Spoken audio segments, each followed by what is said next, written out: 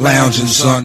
Welcome to another episode of the Comic Lounge Podcast, guys. I am your host, the friendly neighborhood Spiderdale, with my co-host, the Invisible Iron Ryan. And today we have a special guest, Ari, the man without fear.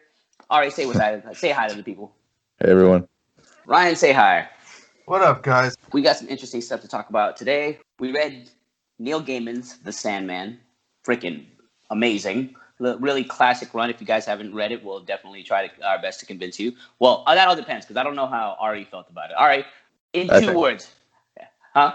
Glowingly positive. Yes. All right, cool. Awesome. Glowingly positive. That's great. I like that.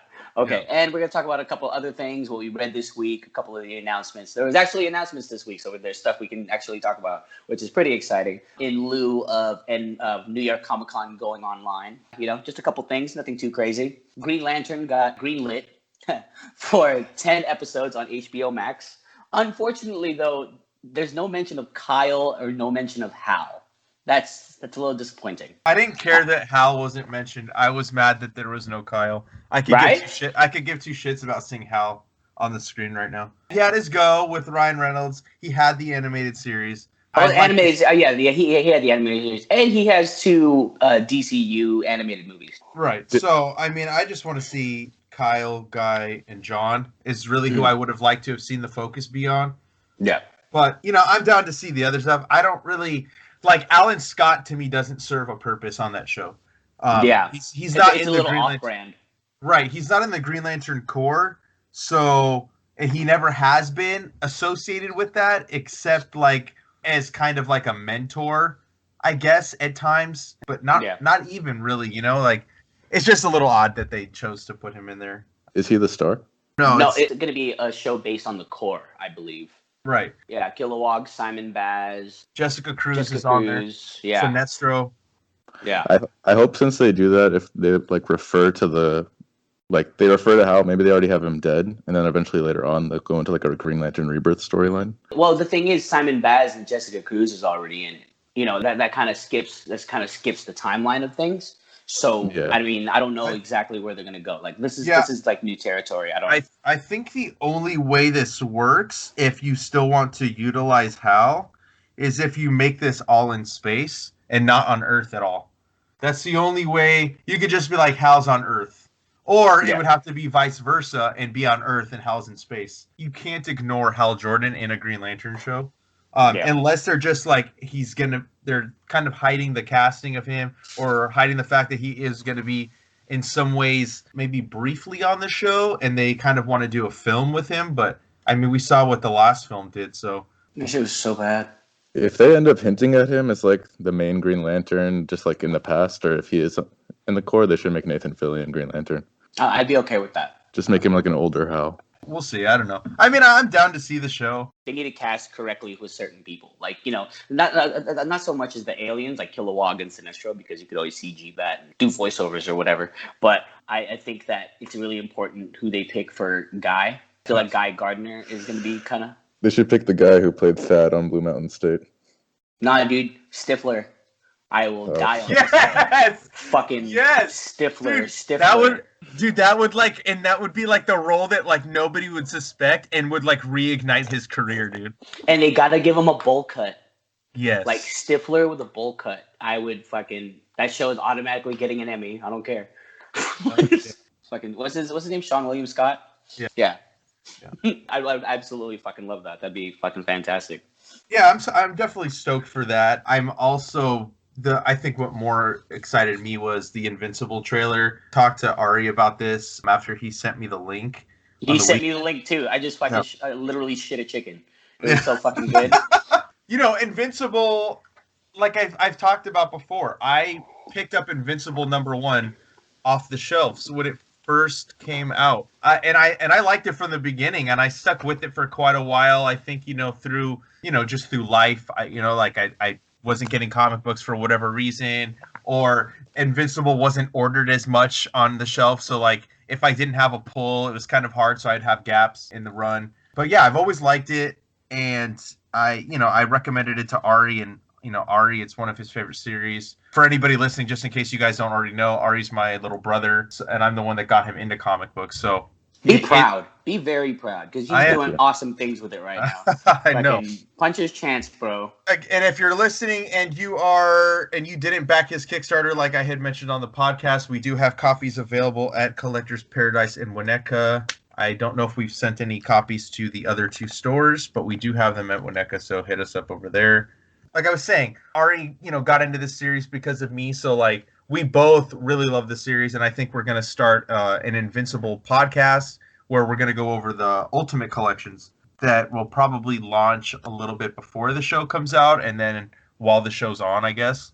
I mean, from the instant I heard Nolan's voice by J.K. Simmons, I was just like, oh my god, that is exactly pretty close to what I imagined that voice to be. And then hearing Stephen Yeun's Mark, which is the main character, Invincible, just another great casting. So, and not to mention the art looks almost identical to the comic books. Yes, yes, it does, and that's something that like I really appreciate. I feel like a lot to do with like Invincible's like magic and charm has to do with the art. Like the fact that the animator, the lead animator, decided to take this route, I'm really happy with it. Well, I think they put Cory Walker as the designer of the show's style. And even Ryan Otley's a consultant, so I think Kirkman really wanted them to keep that art style to make sure it was Invincible. Damn, that's fantastic, see? Yeah, and I mean, I don't know if it's going to come on weekly. I don't know how Amazon Prime works, or if they just put a whole season on at once. I think they put a whole season on because all their shows are pretty much the entire season. Like The Boys, they put out the entire season.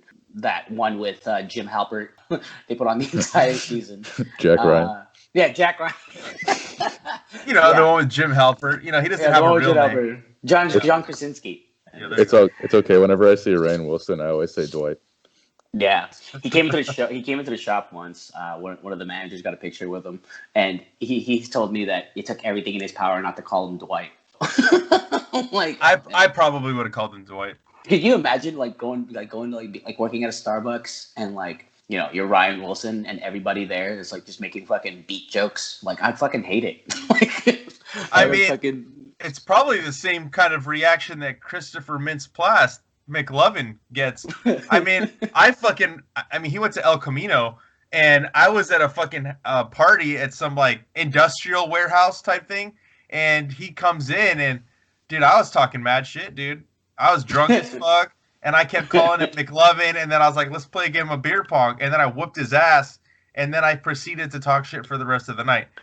You beat McLovin at beer pong? Yeah.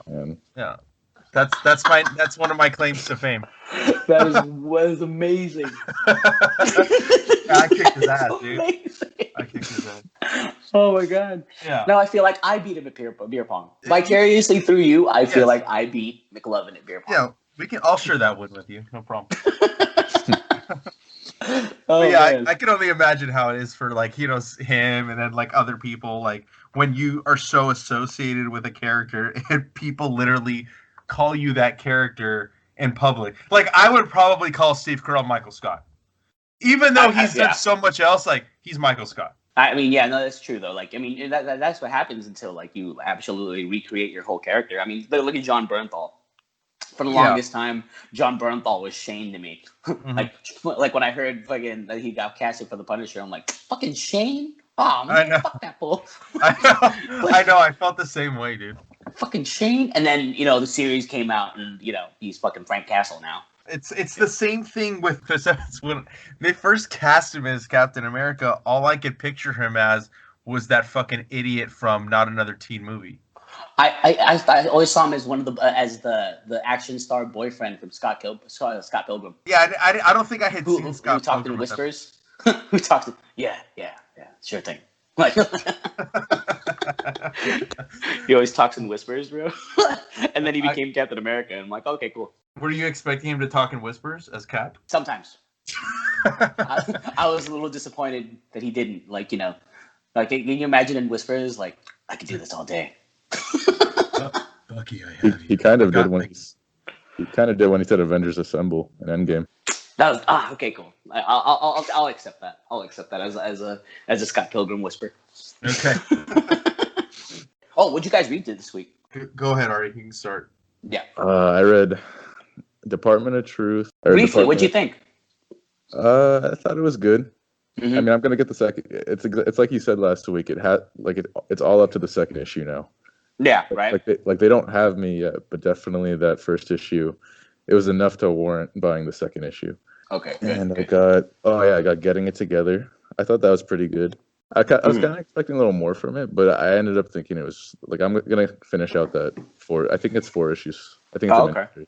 So I'm just gonna finish it out because I did like what I saw, but I thought I'd like it more. And Firepower 4, that one was amazing. Dude, I can't stress enough. Like Firepower, I feel like even if I was to cancel like all my subs today, Firepower would be the one that I wouldn't like. You know what I mean? Just I don't know. I say in comparison to it, I'd say this is kind of like probably how Ryan felt when he was subbing to like what do you call it, to Invincible the first time, right? Where like there's just something awesome about it. Well, Firepower is just great. I mean, I love kung fu movies, bro, and there's just something about like how well the paneling is for kung fu as far as the fight scenes go. It's great. It's fantastic, and it's not it's not cheesy in its sense, but it's more like, you know, it's an integral part of the story. You know what I mean? And I noticed that they don't really use the onomatopoeias like crack and wham and bam. It just lets the art speak for itself. Everything about that book's perfect for me. Yeah, I was showing it to my wife. I'm like, look, babe, look, he's an Asian dad with a white wife wearing kicks. and then my wife, and then my wife, my wife's white, and she's like, Are you projecting your life into this comic right now? I'm like, maybe. And I just walk away. You should have been like, you're damn right I am. I should have. Yeah, that's what I should have. I should have. And she's like, are you gonna start taking pictures of shoes and comics now? I'm like, maybe. That's a good idea. Maybe. Yeah. Maybe. It's like, give her a high five from Ryan, dude. She fucking knows, bro. Yeah, but Firepower is great. Like cliffhanger at the end of this issue. I'm really excited to where it goes. And you know, with Robert Kirkman, at any given moment, anyone can die. So I'm like really at the edge of my seat, like waiting for this next issue. I'm not gonna lie. Like I guess it's kind of a spoiler, but I won't necessarily say who it is. But I was almost half expecting a fucking neck to be snapped on that last page.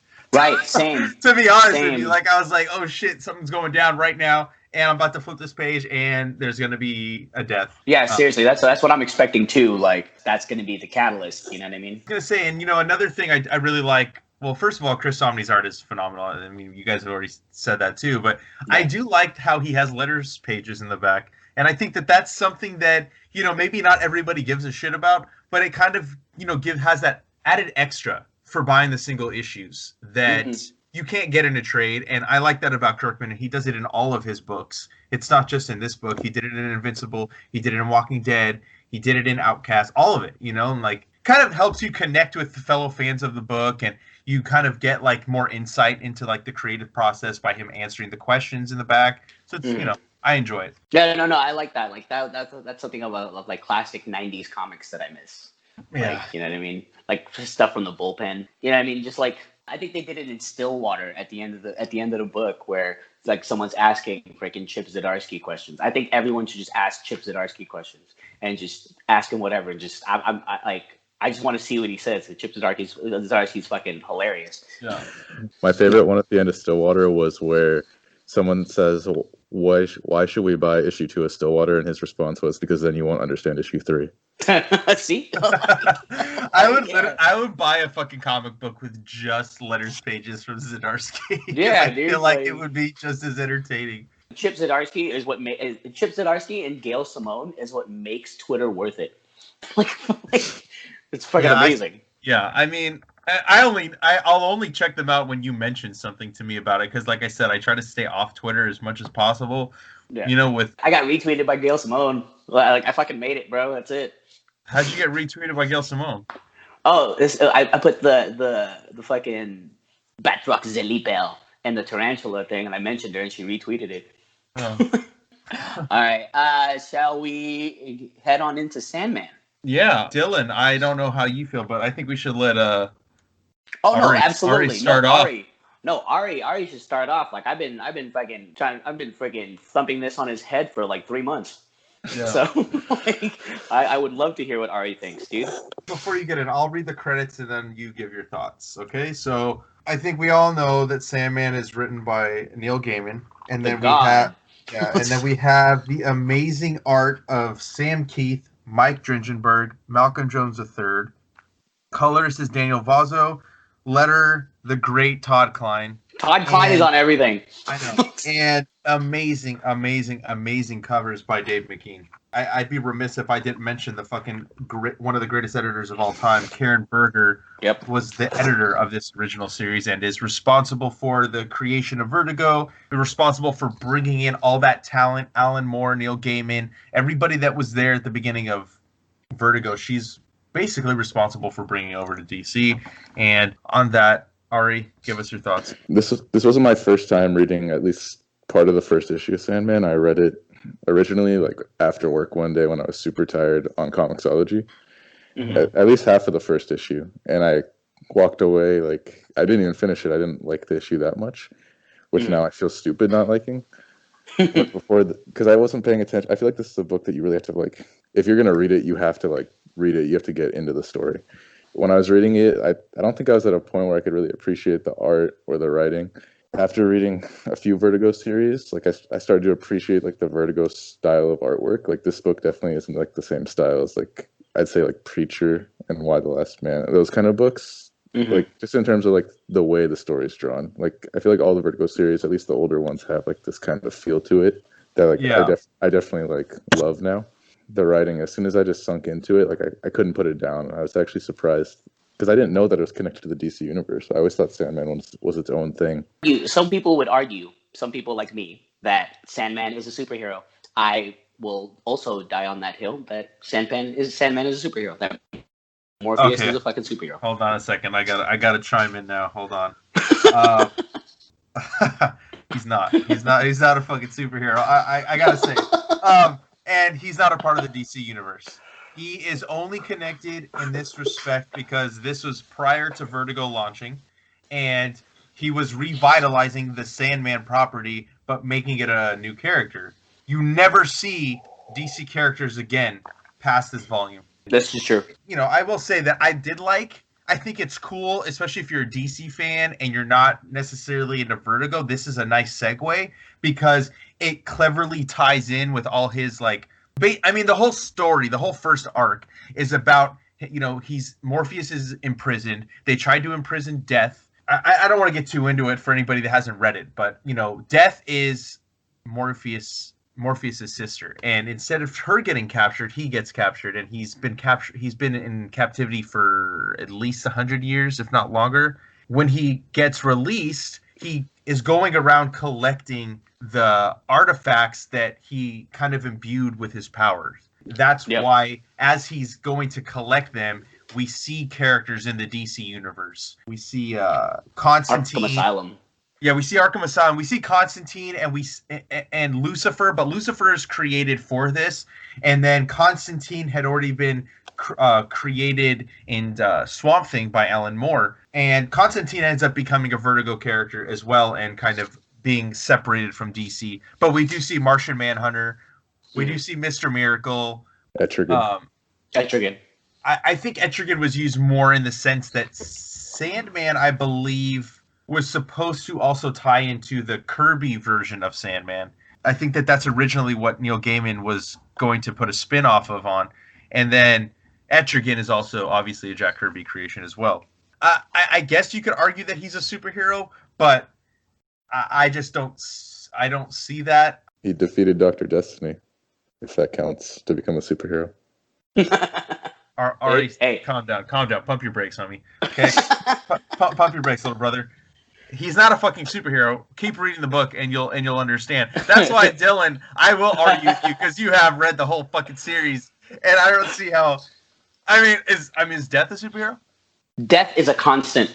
Just shut up. Just stop. Just stop right now, dude. Oh my god. All right. Yeah. Go ahead, Ari. If you can continue to share your thoughts if you had more to say. I know I interrupted, so. I loved how each issue flowed into one another, but they were definitely on their own. Like I feel like you could read each issue individually, except for maybe the the Dr. Destiny story. I think that was 2 Yeah. issues. I definitely felt like the story started picking up towards the end, which I mean it should, but I don't think they were writing for the trade back then. I think this was actually just the story just keeps getting better as the series goes on. Yeah, like a lot of the issues were definitely self-contained as they were coming out. I mean, especially when you get to like the later volumes, especially like Volume 3. Mm-hmm. And like, you know, Volume 3 is when, like, I think they won an award for one of the issues in Volume 3. Like, I think it was for the Shakespeare one. But I digress. I'm sorry. Go ahead. Yeah, no, I felt like as soon as Death came in, I was like, man, I just really want to buy. Should I order Volume 2 right now? Should I order Volume 2 and 3? Like, as soon as Death came in, I felt like everything was like, it came together, and I just wanted to binge read the whole series. Yeah, Death is easily one of my favorite characters in comic books. Same. I love the design. I mean, the Death series, the 2 miniseries that are collected in 1 volume, those are also phenomenal. I think that Neil Gaiman, I mean, how often do you see in one trade a world so fleshed out and done in a way that's constantly keeps you engaged, and at times it almost feels like poetic the way he writes too. Neil Gaiman's a master. I mean, there's no other way of saying it. And the art you have Sam Keith, his art and the layout in the book, this everything about it is done in a way that prior to this I don't think had been seen in American comic books. You know, he took a character who, either if you knew him from the Golden Age, was a guy that wore a fucking gas mask and fought crime. You know what I mean? Like, no powers whatsoever. And then flash forward to the Jack Kirby creation. I'll be honest, I don't really know much about that. I know that in the later volumes of this run of Sandman by Neil Gaiman, we meet that version of Sandman again. There's so many layers to the storytelling in here. He introduces Lucifer, and like you see him going into hell, and the final issue with Death, like that. I think that's one of the greatest single issues I've ever read in my life, if I'm being completely honest, you know. And I love the design of Morpheus also, but more than that, I don't know if you picked up on this, Dylan. You would have picked up on it, I'm sure. Lucifer looks like fucking David Bowie, right? Yeah, especially when they do the big panel with just his face and they're kind of like describing him. Oh no! Well, the thing is, like, it's crazy because, like, when you look at Lucifer, like, he almost has like the very, very feminine attributes, but then as he talks, you see him become more and more threatening, which becomes more imposing. It's pretty crazy, like how that transitions over. Okay, so when I reread this, I reread it with the audiobook. Neil Gaiman is narrating it, right? So he kind of adds a little bit more stuff. It's essentially panel for panel, bubble for bubble, but like he goes on to describe friggin' Lucifer, and he's like, yeah, Lucifer stands at 9 feet tall. Like, he's talking about the wings, he's talking about like how crazy it is, but he makes it so that, you know, he kind of describes Lucifer as like, he looks at you, but he's like ever caring, ever, you know, like the way he describes Lucifer, he actually describes him like an angel, but the only thing that doesn't make him an angel is the bat wings. And I was like, damn, that's pretty crazy how, like, you know, he really emphasized on that. And I'm like, you'll see later on, Ari, when they talk more about Lucifer, especially like what Lucifer does.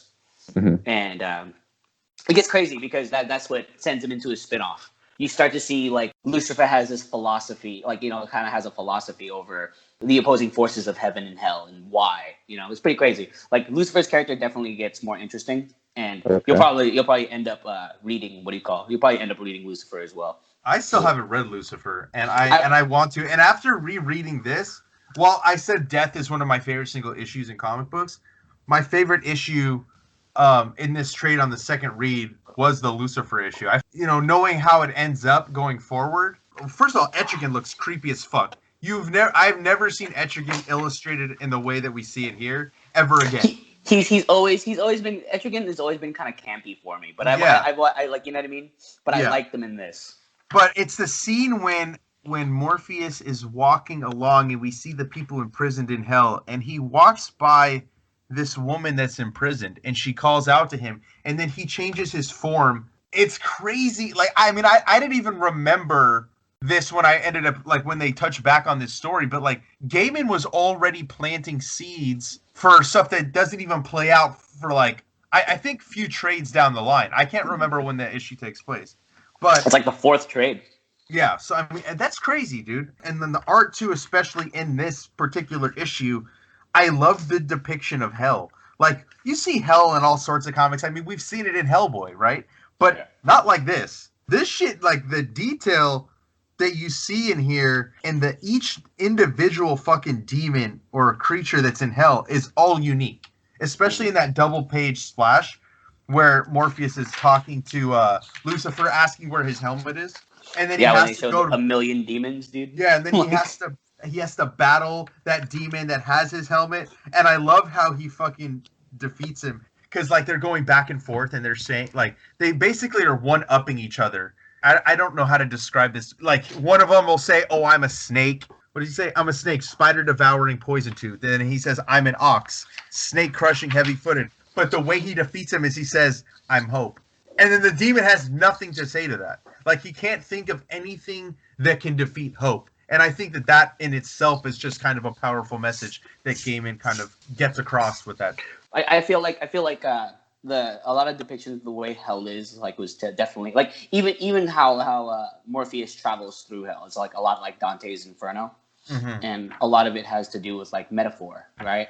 It's like hell is a metaphor for the hell is like literally the embodiment of the opposite of heaven. When they get into that battle, how they're trying to one up each other, and like how Morpheus talks about the importance of dream and hope in hell. It's actually one of the most clever things I've actually like by far in comics. Easily most clever ways of panning out hell. There's depictions of hell where it's just never-ending sorrow and and like just torture chambers and vats of acid and you know what I mean. But this is different. It's like especially later with the whole Lucifer thing and how it changes, how the hierarchy in hell changes, and it's really crazy.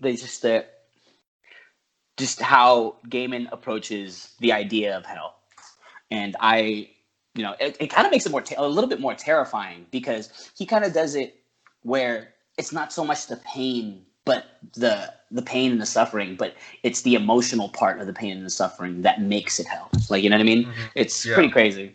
Yeah, like I liked the part of the Wood of Suicides, how Morpheus describes it as like when he last was there, it was kind of just like a park. Now it's turning into a forest, and saying how hell's changing. And all the branches are just describing why they killed themselves, and how much it hurts, and how much they're still in pain.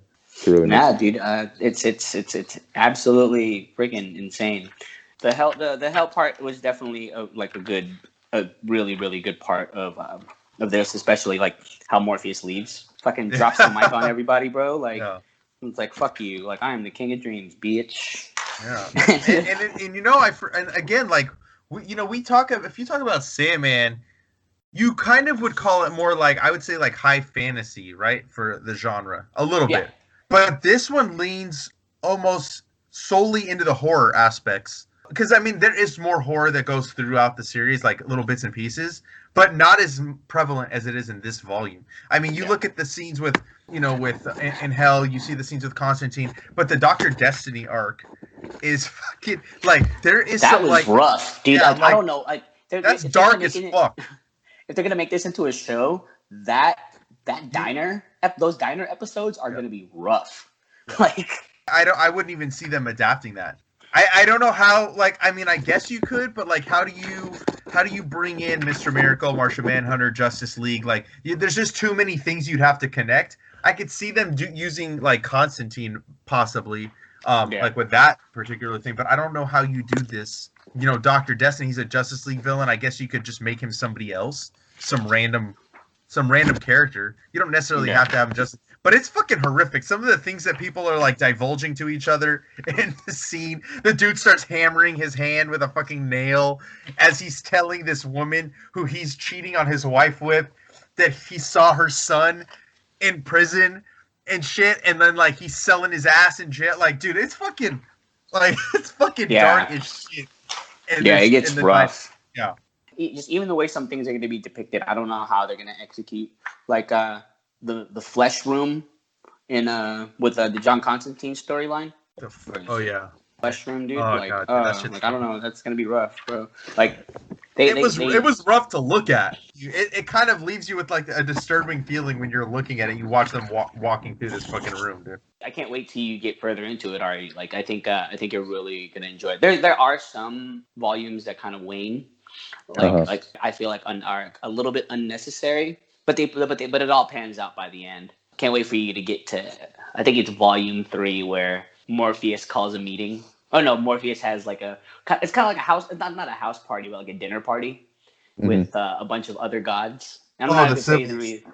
Yeah, no, it's that volume, but he meets with like other deities, like Japanese freaking Shinto gods. Oh yes. Oh yeah, that was a great fucking. Oh yeah, I wrote that. Oh, yeah, and you kind of see how clever like Morpheus is. Morpheus is like Morpheus is definitely one of the more clever of the Endless. You can see that his nonchalance with things, it's all a ruse for like how kind of like lays out the thing, because he is a teller of stories. So basically what he's doing is setting the story up. I feel like Neil Gaiman like literally put a lot of himself into Morpheus. Like even just looking at Morpheus, just the character design, and you look at a picture of Neil Gaiman, it's like, dude, you're literally Morpheus. Yeah.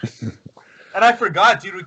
I forgot to mention like some of the main characters that we meet in here that don't really get a lot of shine, but end up being major characters are Cain and Abel from the original, the first story ever told, as they say. And I love, like, Cain is constantly killing Abel, like, throughout the run of Sandman. And I just think it's fucking hilarious. And that's another thing that they tied into with DC, which is like the House of Mystery and I don't think it's in. I don't think it's in the first House volume. of Secrets. House of Secrets. That is. Yeah. Thank you.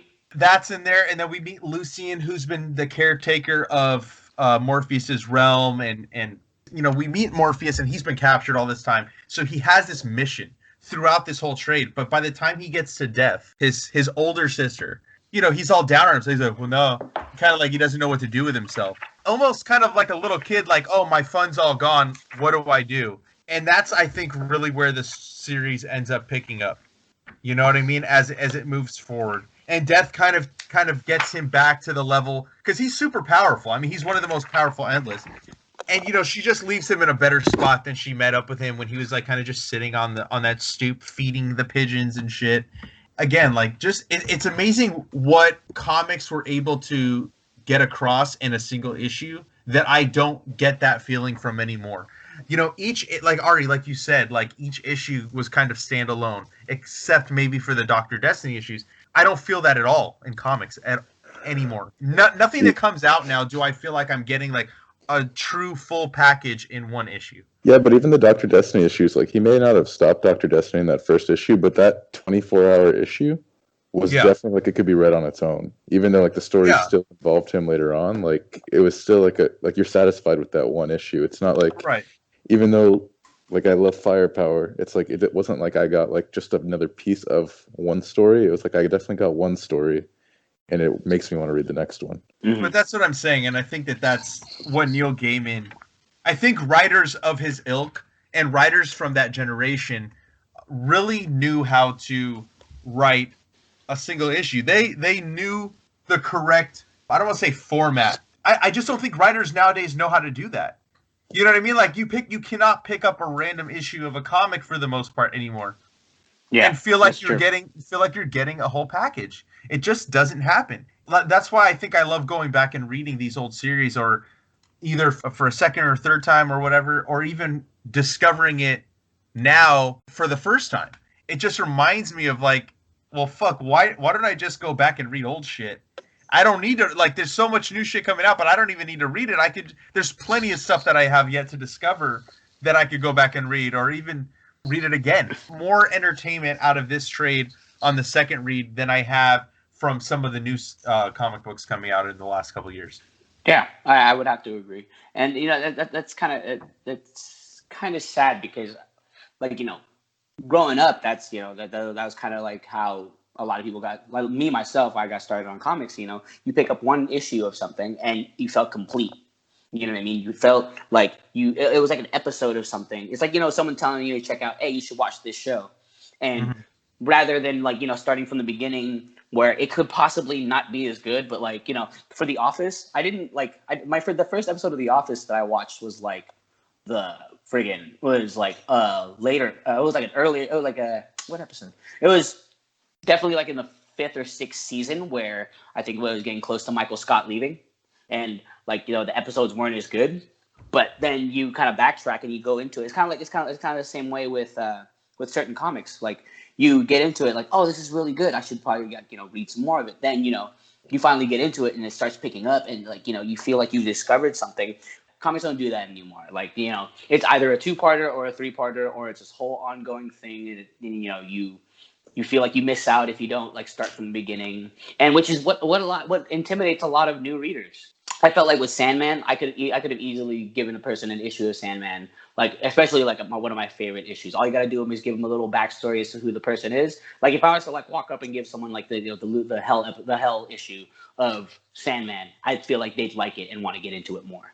Yeah, you just don't get that now.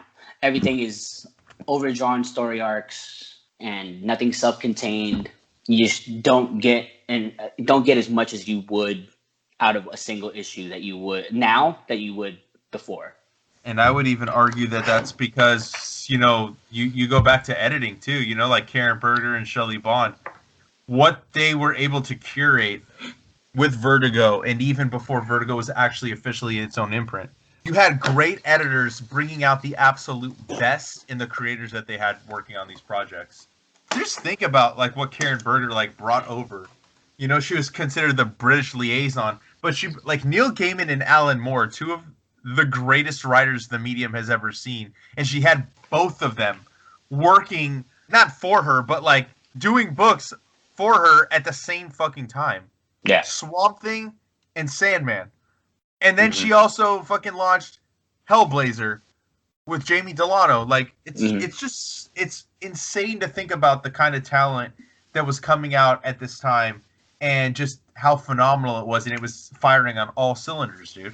Yeah, it was also like a classier comic too. You know what I mean? Like the level of sophistication that came with Alan Moore and came with Neil Gaiman and came with Delano was definitely different than 90% of the comics that were coming out at the time. And the simple fact that it had a DC imprint on it, it made it more readily available, like as opposed to like Epic Comics or whatever British imprints were like, were like slowly bleeding into the American mainstream.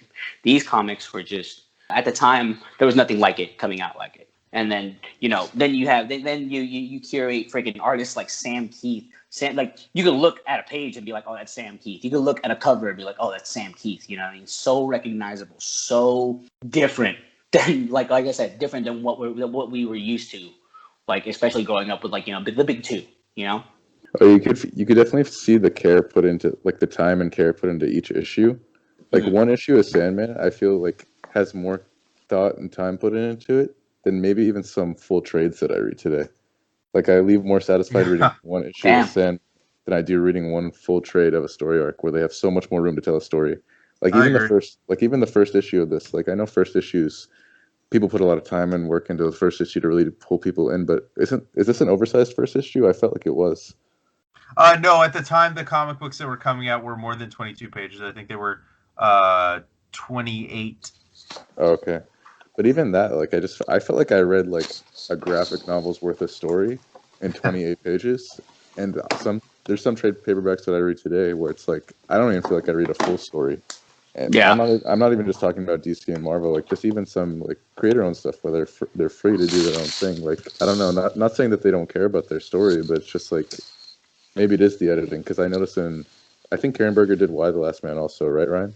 I don't know if she necessarily edited it, but she was executive editor, and at the end of the day, you had Shelley Bond and Karen Berger that were basically running the ship. They had other editors that are obviously, like Axel Alonso, who went on to become an editor at Marvel, editor-in-chief at Marvel. He did like 100 Bullets. He did Preacher and stuff like that. But yes, I just, if you look at the quality of editors that came through Vertigo from its inception until I would say like maybe the mid 2000s, maybe late, maybe prior to like 2010, I would say. Mm-hmm. All of them were fucking phenomenal, dude. If you look at like an editor like Will Dennis on Scalped, what he did with R.M. Guerra and Jason Aaron, I mean, dude, I'm telling you, man, Vertigo is just like, it's my favorite imprint in comic books of all time. It has my favorite stories. Vertigo is such a good imprint. I don't even understand why they shut it down and replaced it with DC Black Label. Black Label is so trash. Like, in comparison to, like, in the grand, I mean, maybe Black Label can be something awesome if, like, they take different turns and different routes and, you know, take chances the way freaking Vertigo did. But I mean, as of right now, like, it's not it. There's no other way for me to say it. It's just not it. Yeah, we're not going to see another Vertigo. Vertigo's such a better name too. Black Label's like the dumbest name I've ever heard. I don't even know why. Black Label sounds like whiskey. That's what I associate to. Yeah. But isn't it? Is it to like signify that we're going to tell darker stories? I don't know. I think they were drinking some fucking Black Label when they came up with the fucking name. Like, let's call it DC Black Label. That sounds great. Yeah. I think also you have to think about too the time period of comics that back then when Vertigo first formed, there was no Image Comics. Dark Horse, I think, maybe came out around the same time, but very, very new. And then there were some smaller indie publishers. You know, you had like First Comics, Eclipse, stuff like that. Mm-hmm. But like DC had the, and I don't even know what kind of contracts they gave the creators back then that were writing for them. But they started it as DC books and then got rebranded as Vertigo. There's just, it's like, why bring your creation there when you can go to Image? I think that really hurt Vertigo from getting some of the books that maybe would have gone there, but ended up going elsewhere. I think there was even a couple of books that were supposed to launch at Vertigo that became Image titles. One of them became in Ahoy Comics. It was called Second Coming. It was about Jesus. Yeah. So that was originally supposed to be a Vertigo book also, and then Christians fucking lost their shit, and DC got scared and didn't publish the book. They just don't take chances. DC Comics does not take chances at all, and that's why it feels watered down. It feels like, and I'm sorry that I'm turning a conversation about Sandman into like talking about DC and even Marvel to a certain respect, but no, but but it's true. Like, this is relevant. Don't trip. Yeah, like, it's just they don't take chances, and they are too scared. They have corporations that are running them now, and I know that Time Warner owned DC even back then, but it's just like you could see the writing on the wall. Once you started seeing Vertigo kind of take a plunge, you don't see books like Watchmen come out from there. You don't see books like, I mean, I don't give a fuck, dude. Batman Damned, that is not a fucking risk. To me, there's no risk there at all. I like penis. Yeah, I like the question from Jeff Lemire and Dennis Cowan because I love the character, and I think that it was a great series, but you look at what else Black Label is putting out, there's no risk. There's no fucking groundbreaking fucking material coming out from there. And we're not going to see it. It will never happen again. And maybe that's me being pessimistic, or maybe I'm just seeing the writing on the fucking wall and I'm being a realist. Marvel and DC will not put out stories like we saw like from Vertigo. I don't think Marvel ever really put out stories like that, but I think we're just going to see less and less of a risk, more and more of the same tired, true fucking storytelling that has always been around from Marvel and DC, unless miraculously someone gets hired and convinces these corporate people, these corporate stooges, to allow them to do something groundbreaking. But like comic books they're a drop in the bucket in terms of the financial revenue that they bring. So like they don't care, whatever. So stop publishing comics. They still own the intellectual properties of Spider-Man or Superman. So like they will be able to make their billions off the characters that way. They don't necessarily need to have comic books. And I feel like that's because of that. That's why we don't see more books like this coming out from those publishers. But that's what we have. We have Kickstarter, we have Dark Horse, we have Image, we have all these other indie publishers self-publishing now that we can get our fix that way, I guess. But yeah, no, I mean, Image, Boom, and IDW, like some of their creator-owned stuff, like it's really like I'm surprised at how good like they are, like in comparison to like the big two. Well, not really surprised. I think that's the wrong word for it. But I'm like, how come? It just leaves the question. It's like, why can't Marvel do this? Why can't DC do this? Why are they not accepting these submissions from these creators is an obvious thing. You know what I mean? And then you have Marvel, where they freaking force push diversity on you, rather than it happening naturally. You know what I mean? Like when they introduced those characters from the New Warriors, like the New Warriors comic, where it was just like, what was it, Snowflake and something? It was this thing with it. But then you have comics. You have comics like back in the day, like where you look at just Sandman, for instance. Look at every character in here. It literally travels the globe from Jamaica to Canada to everywhere, where all these like little side, like marginal characters are just extremely diverse, all walks of life. And they can't do that. They can't do it naturally where it feels like something. You know what I mean? It feels like something substantial. Yeah, like even in the first issue, I believe like the occult leader's son was gay, but it was very subtle. Like it wasn't like he didn't beat you over the head with it. Like I feel like if you weren't even really paying attention, you wouldn't have noticed. But that's how it should be. And that's interesting that you brought up that point. I will say this: there is a comic book that did a similar thing, and that is coming from Marvel, and it's Immortal Hulk. One of the scientists is trans, but they don't make a big deal about it. You know what I mean? Like, it's kind of implied, and then you find out that it is true, but there's no big, like, oh my god, that character is trans. No, it's just who the character is. It's a part of that character, and I thought that was kind of cool. They also did it in Saga, too. Okay. I mean, yeah, but I was more referring to, I mean, we see it in indie comics all the time, but I was more referring to it in terms of Marvel and DC not taking chances. I will say, if I had to choose between Marvel and DC, who takes more risks and is willing to kind of somewhat push an envelope, I would say it would be Marvel. And maybe that's just because I'm really burnt out on DC's behavior over the past few years. I mean, I'm even looking at stuff like they brought Milestone back, but you're not bringing it back in print. You're making it digital only. Cool. Trash. Thank you so much for that. You know, like, and I'm not trying to talk shit. I love the guys at Milestone. I love the Dakotaverse. I love those titles, those characters. But it's like you're limiting who is going to read these books by not giving people that only read in print the option to get it. Not everybody likes to read digital. Look at the numbers. It's a fraction of what you do in sales in print. And I'm turning this into a print versus digital thing. You're all over the place today, bud. I'm sorry, dude. I'm just mad. I'm mad. I woke up mad, dude. I'm sorry. So like, I keep talking about these things that are pissing me off. It is weird though that like DC like doesn't get the memo because they're the ones who like kind of like have all the glowing examples of this working, like Sandman, Dark Knight Returns, Watchmen, even Mr. Miracle. Like they had Mr. Miracle. I don't know how well it sells. I assume it sells good. But like they won't keep doing things like that. I know they do Strange Adventures. I know they're doing Batman, Catwoman, but I feel like they keep having these successes where it's like, what are you talking about, dude? They're pushing the envelope, bro. They're about to launch Rorschach this week.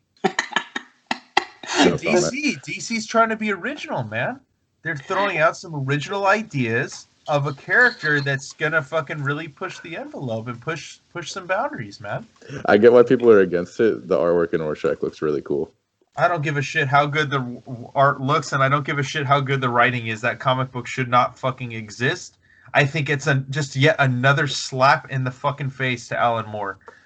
And Ryan will die on that hill. Yeah, dude. I will die on that fucking hill because I just think it's like, come on, how much more can you really do? And you know what? Alan Moore probably doesn't even give a shit. But he's writing a movie. I know. I read that interview. And it's just like, it's so disheartening. You know, people can say he's bitter, but if you read that interview, it's just like, think about like if he just got treated, but just like 25% better than he was treated. Think of the stories we might have got. Think of the comic books, the perennial stories that we would have gotten from that brilliant writer. And instead, because he got fucked over and lied to, we were robbed of that. And that's why like I won't watch the Watchmen show. I'm not going to read Rorschach. It could be a great book. I won't read it, though, because I don't want to support that. What they should be doing is, why don't you come up with something unique? Why don't you come up with a story that's not mining from a writer that you fucked over? You know what I mean? Like, they took But Sandman. They're not going to do that, bro. Like, right, you know, like Watchmen is such a huge cash cow. But look what Alan Moore did with Swamp Thing. you can do it without like fucking somebody over. Like you could take Sandman, take an old property and put on it. But they don't want to do that. You know, like they would rather just like, oh, they're like, wait, the show did really good. Let's fuck Alan Moore over again. Let's do something else that's going to piss him off. You know, and like they just like paint him to be this like this crazy old man who's just bitter. But in reality, dark tower. Right, but in reality, they lied to him. And when he signed that contract for Watchmen, they told him the rights would revert back to him once it was out of print. But what did they do? They continued to keep it in print. It's an argument for another day. I mean, I could go on and on about. I mean, it's not just Alan Moore. It's plenty of creators, and we've talked about this before on the channel. I guess Neil Gaiman's being treated well because they're still doing books with his stuff, but I don't know. Maybe he signed a better contract. You know what I mean? Or maybe because it's the name Sandman, he didn't really have rights to it, I guess. You know, whereas Alan Moore really created them. He just used archetypes from the Charlton characters, but I don't know. I think we need more stories like this. More stories like Sandman and less robbing creators of work that they created in the past. I've always wondered that, like why Neil Gaiman was treated so much more fairly than Alan Moore. Like I feel like Neil Gaiman really has no bitterness. He's literally Morpheus, so he speaks very calmly. He was like in a video at a DC panel just hyping up when they were making the Sandman universe spin-offs. Like you never saw more doing that. I know, I remember that. That's when they announced the Rebirth. That's the Rebirth panel Ari and I went to at WonderCon a few years ago. Oh yeah. He handpicked the writers, all that. And he was super involved. Right. And it just makes you wonder, dude, what's really going on at DC? What are they really fucking doing over there? Like, I feel like it's just a the culture must be, the culture must be like so deeply embedded way back when since then that it just seeped into the newer generations that they like that people just aren't getting treated well unless like you're Scott Snyder or Tom King or you know what I mean?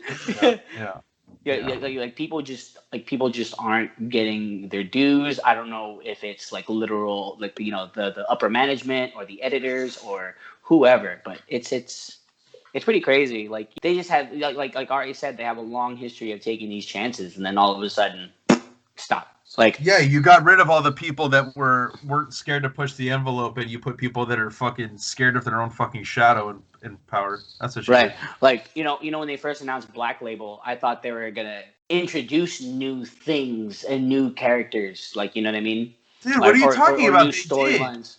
You mean Harley? Dude, what are you talking about? They introduced 5 different versions of Joker and 3 different versions of Harley. That's new. It's the newest thing ever. New. What Black Label am I reading right now? Oh, a Frank Miller Superman that destroys Superman. Oh, great. I didn't read that shit. I read the first issue. We talked about this a long time ago, but yeah whatever. They got to do something. They have to do something. They need to fucking get a British editor in chief over at and like you know what I mean. I don't know. Like there's just something about British comics. They took a lot of risks and they took a lot of chances. And like I mean, like Tank Girl was literally British. Like it was a British comic book, and look at the cult following that got. And the thing you got to think about that too. Like they don't want cult followings anymore. When the cult followings will be the ones that are freaking ride or die, freaking absolute freaking balls to the wall for you.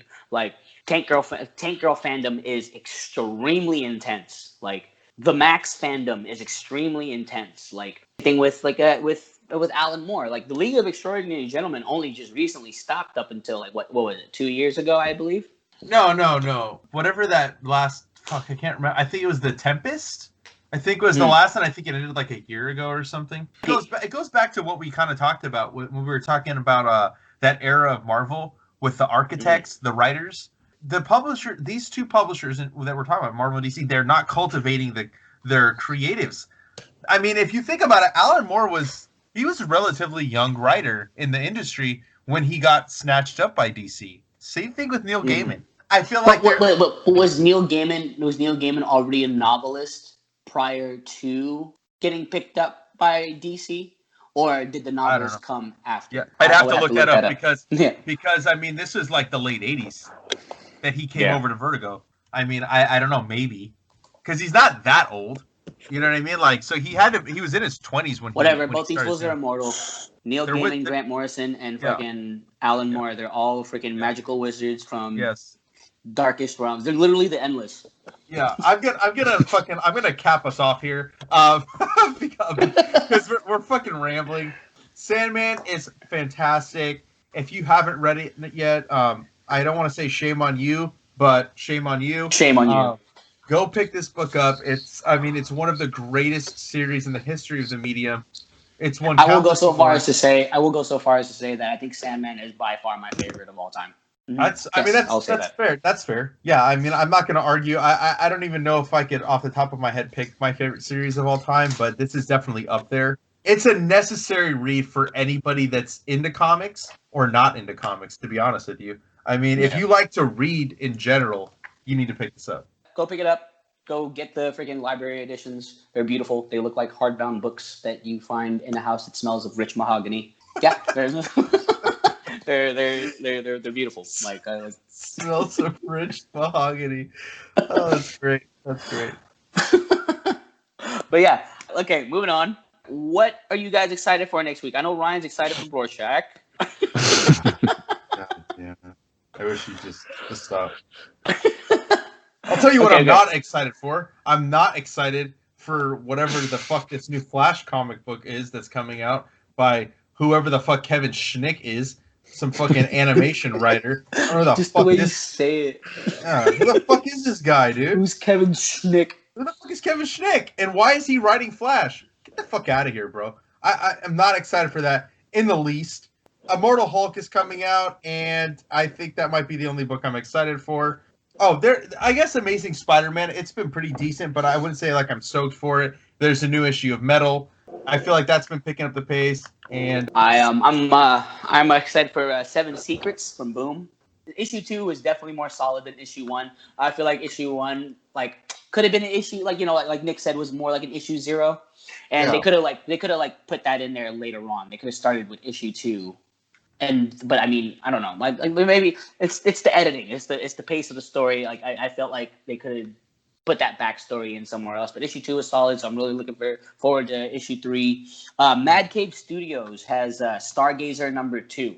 I had a chance to review this earlier this year, and it definitely gave me X-Files vibes, which I thoroughly enjoy because the truth is out there, so I'm really excited for issue 2. I've read it already, but I'm excited for the physical. What else? Strange Avengers. I'm gonna give this next story arc of Wonder Woman a chance to see where it goes, because it's Wonder Woman and Max Lord doing awesome Wonder Woman Max Lord stuff. So looking forward to that, and the conclusion of The Age of Khonshu. I mean, I'm actually 2 issues behind, but I wanted to read it all in continuity. Mm-hmm. And also, what's not coming out this week that I thought was coming out this week or this month, I don't know if it was this week, but Berserker has been postponed till freaking February, and that breaks my heart. Yeah. I'm so devastated. All I heard when I found that out was I heard Keanu Reeves going, "Whoa." That's what I heard in my head. Yeah, but they're replacing the artist. I don't, it's gonna be a good thing. I mean, yeah, whatever. I don't fucking over it until I see it in my hands. I feel like it's just not even gonna. It's like not real until I actually see it. I just hope it doesn't get the 3 Jokers treatment, and you don't see it for 4 years. I don't know. They made a fucking over $1 million on Kickstarter. That shit better come out right now.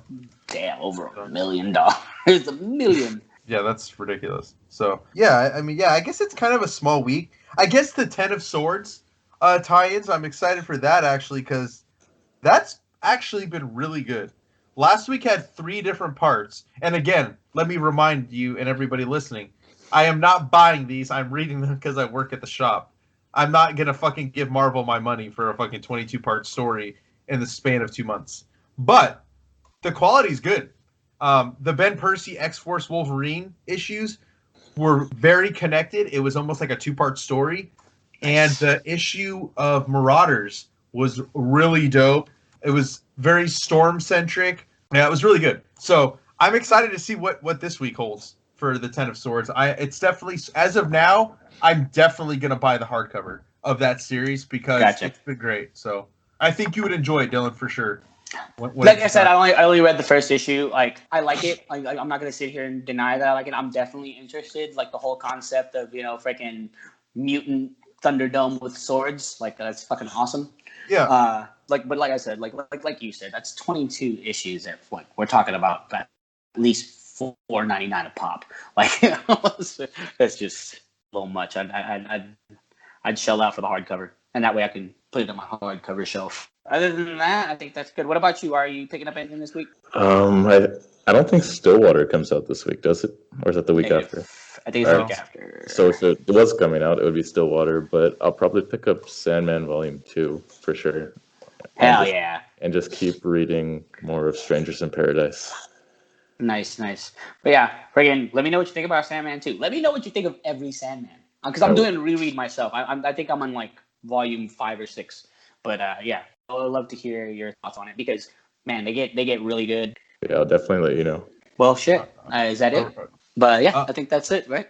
Yep. And that's been another episode of the Comic Lounge podcast. If you're not already following us, you can follow us on Facebook, Twitter, and Instagram at The Comic Lounge. You can drop your comments or suggestions down below, or you can email us, thecomicloungepod@gmail.com. You can also find Dylan at the Dillbot on Instagram.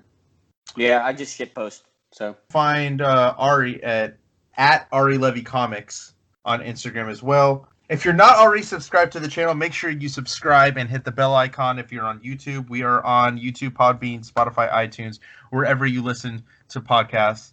And on that note, we're out. Later, buds.